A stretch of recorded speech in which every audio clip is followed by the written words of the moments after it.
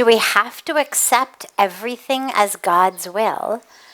Or is it okay to be dissatisfied? Because while many wonderful things were invented by someone who didn't like the way things were, so they invented something different. There's 2 layers of existence.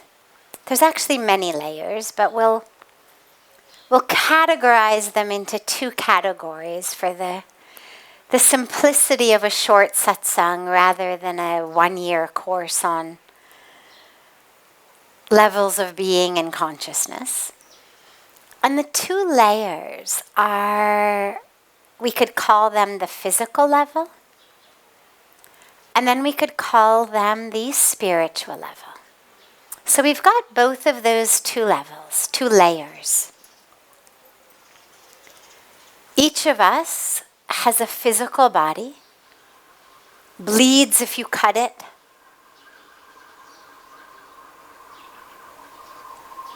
gets uncomfortable if you don't eat,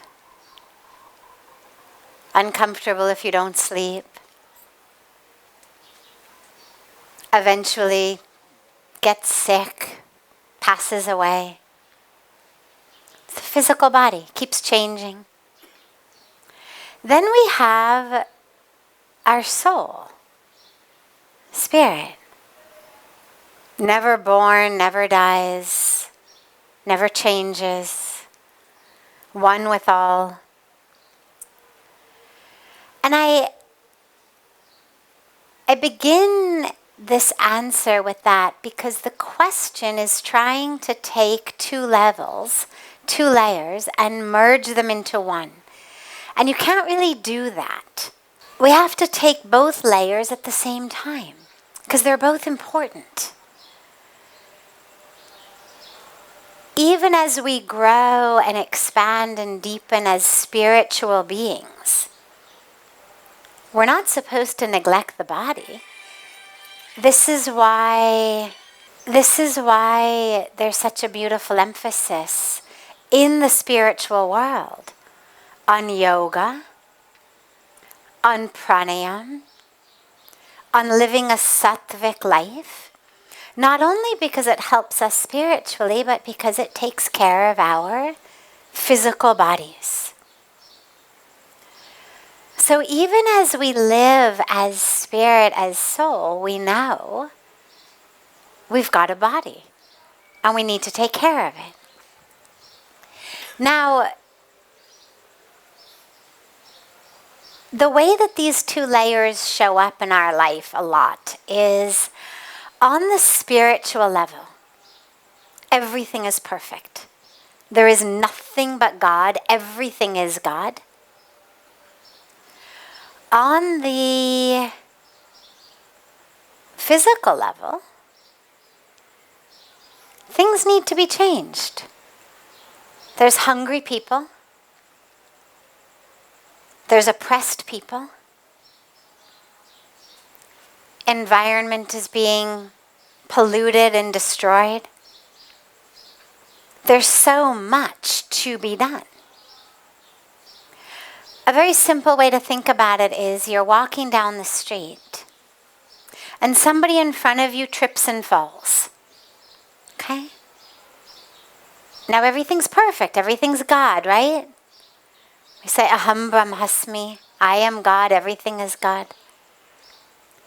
And yet, this guy has fallen, or this lady has fallen, or this child has fallen right in front of you.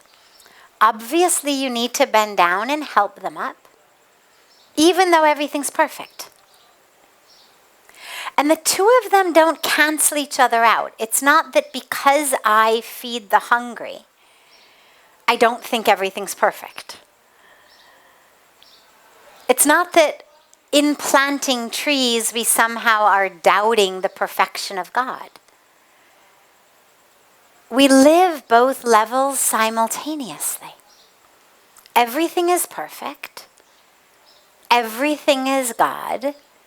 And as Bhagavan Krishna makes it so clear in the Bhagavad Gita, each of us needs to stand up and do our duty. And whether it's helping this person up off the floor, planting a tree, serving other people in so many ways, we do it, while simultaneously we realize everything is perfect and everything is God. Now, if you try in your intellectual mind to make those two things merge into one awareness, you'll make yourself kind of crazy. Because you can't. They don't actually go together. I mean, if everything's perfect, why help the person? If everything's perfect, why feed the hungry? If everything's perfect, why plant trees? And this is why we meditate. It's why we go deep on a spiritual path, because only when we go deep can we actually experience the presence of both simultaneously and realize it's not either or. Yes, everything is God. Yes, everything is perfect. And, it's like they say, right? Have faith in God and tie your camel. Right? Yes, I believe in God. But it's my only camel. I need him. I'm going to tie him up to the tree while I take a nap. So those levels, those layers are really important to realize both of them exist simultaneously. We take care of the body, even though we are the soul. We take care of other people's bodies. We feed them. We give them education. We give them medical care. We treat them with respect, even though they are also the soul. So we live on both levels simultaneously. And that's the goal, is actually to live on both simultaneously. So then you look at this question, and you say, is it okay to be dissatisfied and not to accept everything as God's will? Well, sure, as long as you're looking at two different levels. Accepting the perfection of God should not make us complacent. I mean, otherwise, every single child in the world just has to say, well, I guess it's, God's will that I fail this exam. I'm going to go out and play. Right? I mean, why study? If it's God's will that I'm going to fail, why bother studying? Hello, let me play my sports, watch my TV, and if it's God's will for me to get a good grade, I'll get a good grade. If not, I won't. But we understand that, yes, God's will is flowing. Yes, there is perfection, and in the same way that Arjuna needed to actually go out on the battlefield, draw his arrow, draw his bow with the arrow, in the same way, we need to act. So yes, dissatisfaction on that level is absolutely fine. I am deeply dissatisfied by the fact that there are children who are hungry. I mean, it's a horrible situation. The idea that there's more than enough food produced. I mean, the United States alone grows enough grain to feed more than 10 billion people a day.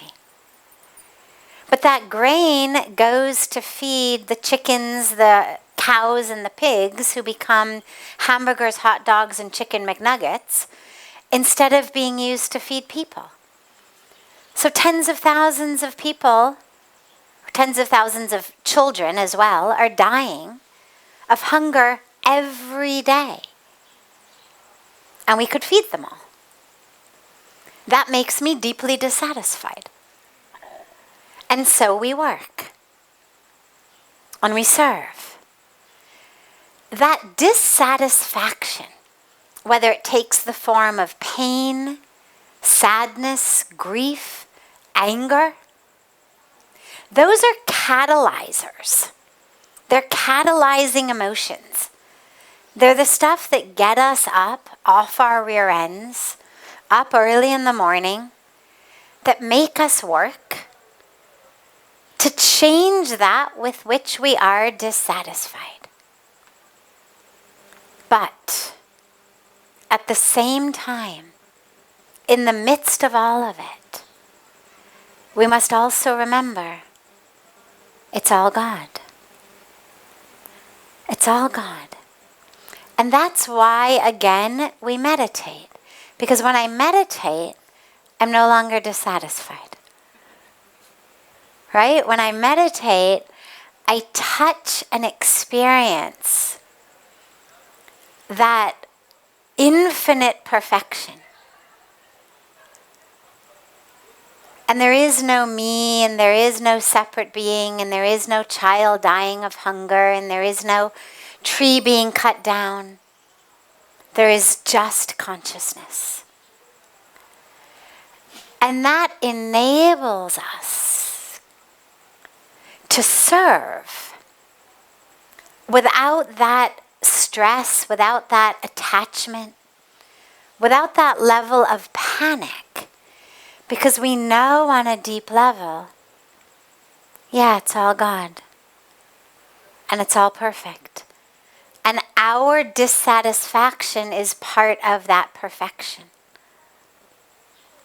And I know that may take a little while to wrap your brain around. But I think back, you look back at the Mahabharata, right? Now, Krishna had tried to convince Duryodhana to do the honorable thing. Give him some land. He had tried. Duryodhana didn't listen. Hence the war needed to happen. And yet, Krishna's God, right? So, obviously, if in God's perfection, he really wanted the war not to happen, he would have just made it so. He's God. So here we have those two levels again. Even in God's perfection, when God himself is here in form on earth, part of the drama, in that perfection, is Duryodhana being stubborn, being selfish?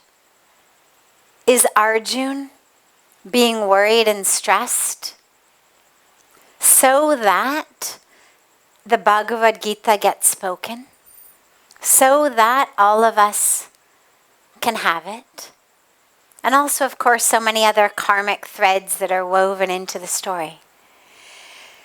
So that's what's important for us to realize is our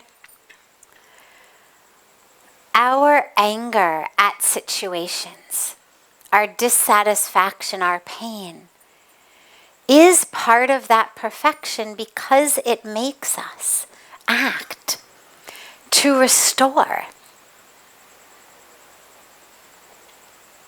dharma. Because it's certainly not dharmic for kids to be dying of starvation.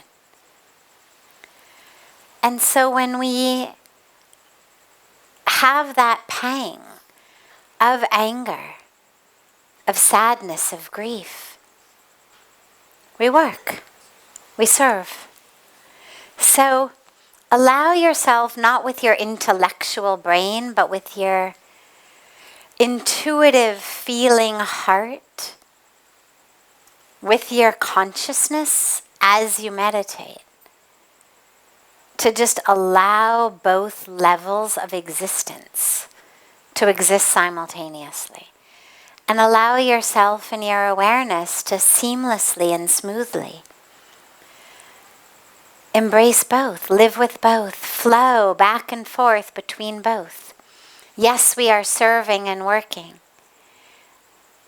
And yeah, everything's perfect and it's God, and we sing and we chant and we dance and we pray. And yeah, there's poverty and hunger, and so we serve. And yeah, it's all perfect as we bathe in Ganga. And yet you see the flow, because they both exist simultaneously.